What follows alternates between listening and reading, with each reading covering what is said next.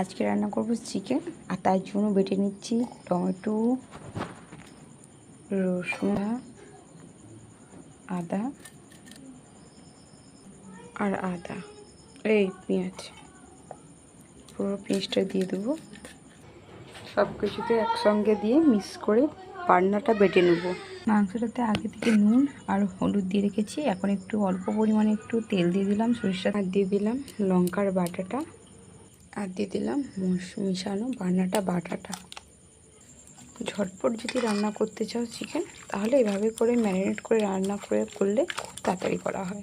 এই দেখো আমার কড়াইও গরম হয়ে গেছে। এবার এইতে দিয়ে দেবো, বেশি করে একটু তেলটা দিয়ে দেবো। আলু ভাজার পরে মাংসটা তুলে দেবো।